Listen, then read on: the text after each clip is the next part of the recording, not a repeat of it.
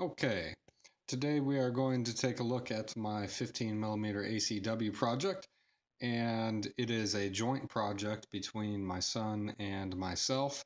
He is doing all of the Union troops. He's done a pretty darn good job, I think. He just turned 15 the day after Christmas, so just a few days ago. He painted these up when he was 14, obviously. So he did the entire battalion that's down in front of you, with the exception of the basing that I did, as well as the flags I went ahead and did for him. But, he painted them up for me, and that's about as much as I could ask. He doesn't really enjoy painting too much. To tell you the truth, he's much more of a gamer than a modeler or painter, but that's okay. The Union were pretty smooth for him to paint up. There's only a few basic colors, not a lot of detail involved in them. He did make one mistake, which it bugs me, but he didn't mind after I realized what he did. Of course, kids, they care less about historical details, but I'll get into that here in a couple minutes. But um, like I said, what we have down in front of us is the USCT Brigade. That's part of my set that I'm doing to game Glory Hallelujah, which is a black powder subset rulebook. And that is, my camera's kind of zoomed in there, but it's right there. We'll get to it here in a little bit. Um, Anyway, so they're based, if you watched my AWI project that I posted yesterday, I based them in a very similar manner, and which is on 40mm deep bases. The only difference, or excuse me, 40mm wide. The only difference is I did 30mm deep bases. So these are not in a normal regiment that I have here. There's only 3 bases, whereas compared to the AWI there was 6 in a normal regiment. And the reason behind that is because I plan on using my AWI stuff for another game that I didn't mention yesterday as well, which is DBAX or HX, I believe. And that is basically a DBA system. For those of you familiar with DBA, it's a system that allows you to game Napoleonics, Black Powder era, AWI, even Civil War. However, I may base up a few of my regiments when I get to that point for that system as well. I just haven't made up my mind yet. The fewer bases that I have to store and move around and move from battlefield to battlefield, the better for me.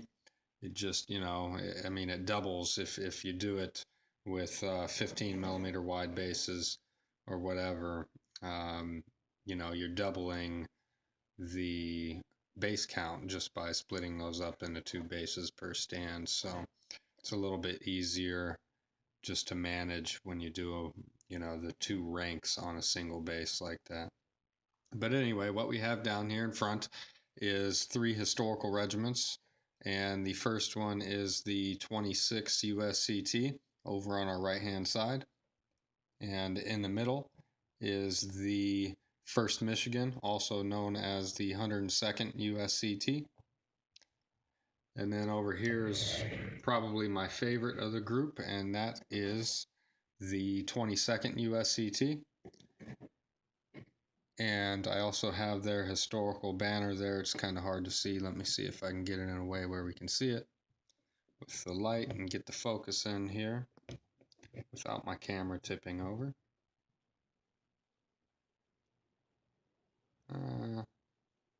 Focus isn't really going to get in there.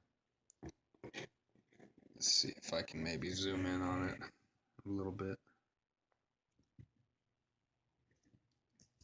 I think that might look better here if I just zoom in on it. So you can see there. And I think he did a pretty good job on him. Now you can see here this NCO standing there. For Civil War buffs, you're going to notice the error right away. So his rank insignia is a bright yellow. He did that for all the corporals and sergeants in that he's painted up so far, so I need to go through and touch those up with the correct colors here. It's not that big of a deal, and I can't complain. Shoot, he cut off, several days of my total painting time by helping me out with this project. So, like I said, I can't complain. Right down here is the Brigadier General, and you can see he did, I was quite pleased on the job that he did here.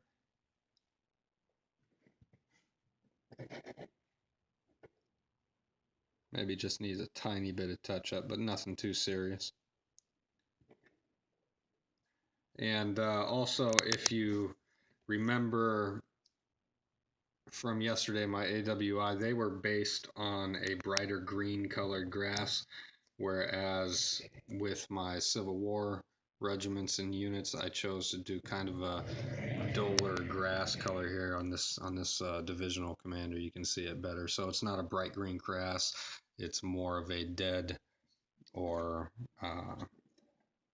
southern terrain, sort of, I guess is what you'd call it. But this is a divisional commander, and I can use him for actually a couple different things as well, which we'll get into the other basing that I use. But anyway,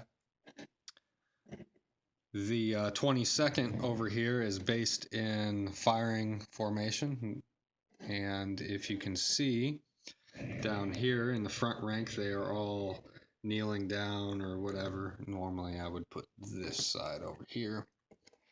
And the reason for that is the NCO behind the flag now, but you can see the NCO just to the right of the regimental standard standing there. I prefer him to be in the middle as opposed to the outside of the regiment. But you can also see that in the back, a couple of the soldiers are in firing position, firing down over the commander and such, who are kneeling down. All the command staff is kneeling down. The majority of the front rank is on their knees, with a few exceptions. But in the back, you have some of the soldiers firing over their heads, as well as you have a lot of other soldiers in the process of loading. You can see there, the one on the far right on the end of the regiment is ramming his musket, and you have others prepping their flints, biting their wads, etc.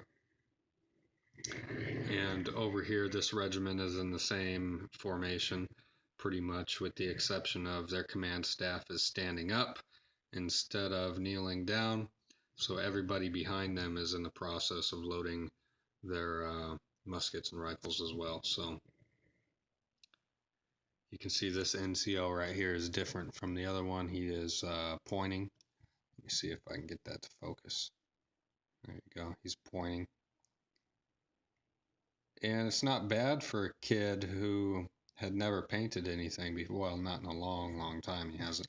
And honestly, the last time he painted, I think he was 8 or 9 years old. We were painting some fantasy figures, and I remember he was painting some high elves, and they basically came out every color of the rainbow, man. It was horrendous. It killed me to watch him paint it and let him sit there and paint those without saying anything. For any of you who have younger kids who went through the same thing, I feel your pain here. These guys right here, let me get the brigade commander out. They're in marching formation. You can see their regimental commander is urging them forward with his sword. And there you go. You can see in the very back there, the NCO is pushing his soldiers, trying to keep them in line, keep them moving forward at a good pace there. So these are all Peter Pig figures. Once again, I really love the variety of sculpts and the quality of the miniatures. That's why a lot of my miniatures have now been purchased by Peter Pig, although I have lots of different manufacturers as well. And you do have to fill some gaps in with other manufacturers. So, I use Essex, Old Glory, a couple others. Anyway, that's the USCT brigade there and the divisional commander. Back here, I have a whole bunch based on skirmish. So I have some more USCT back there, singly based, as well as some more USCT singly based. And back there, I do have some normal soldiers, white soldiers who I have just started on, or actually my son has just started on. and he's moving along at a little bit slower pace than before. He's been busy with some wrestling and some other stuff, so we'll get it done eventually. But my part of the project, and this is all I've done of my share of the project right here. So you can see he's outpacing me quite a bit. I have not started on any full regiments of the Confederate side, but I chose to go ahead and do the Confederates because it's a much more random mix of colors, and I wanted to keep it as simple for him as possible. That way, hopefully, his enthusiasm level wouldn't drop, and he'd continue painting my stuff. So, but anyway, over on the right side here, I have a couple different NCOs that I've finished up. I still got to put the grass on their bases. I put the grain on. I just haven't done the grass yet on any of the stuff here. So over here I have a captain or lieutenant, whatever you want to use him for.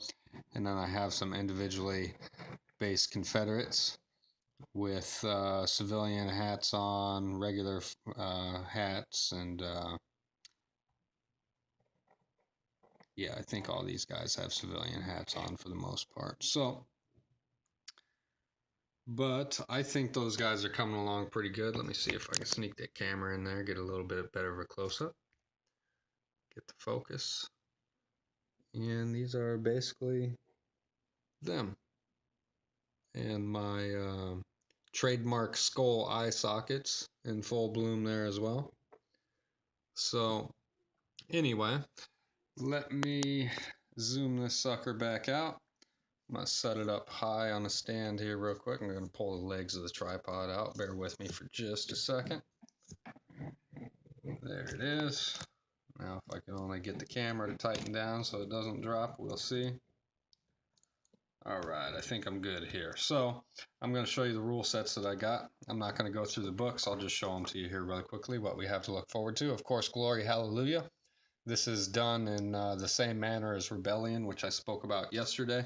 It's a glorious book to own and have in your collection if you're a fan of the ACW. A lot of historical information in there, a lot of good reads. So definitely, if you game miniatures in the ACW, I would suggest picking that up. And you do have to have the black powder main rule book though if you plan on using that though. That's one thing I didn't mention yesterday about the Rebellion supplement or the Glory Hallelujah is you do need that black powder main rule book here. Another book or rule set that I plan on using is A Song of Drums and Shackles, and that's what I'm going to use the individually based guys down there for, as well as a couple other things. But that can easily be converted into ACW rules as well. And then this is a rule set by Ganesha Games, which I have yet to try, but it seems very interesting. This is a company level game, which is a very odd scale to be doing the ACW in. But the rules intrigued me when I read about them and when I purchased it. I was even more happy with my buy. They go along the lines of other Ganesha games, such as Song of Drums and Heroes, Song of Drums and Shako, stuff like that. Um, so using this book and some of the weapon stats and everything else will help me convert the skirmish game over into Songs of Drums and Shakos as well. But this 6165, like I said, is a company level game where you'll use, it's basically, you'll have one regiment or one company out of a regiment together and fighting, doing, minor actions, special missions, stuff like that, picket duty, etc. Very limited artillery and very limited cavalry in there as well. So I'm excited to tell you guys about that. I'll take separate videos, take some time to review those books, go in depth, open, flip through the pages, and talk about them in detail. But another thing that I wanted to show you, which yesterday I very briefly talked about. Oops, I hope you guys got a nice glimpse of my workbench to the left of me.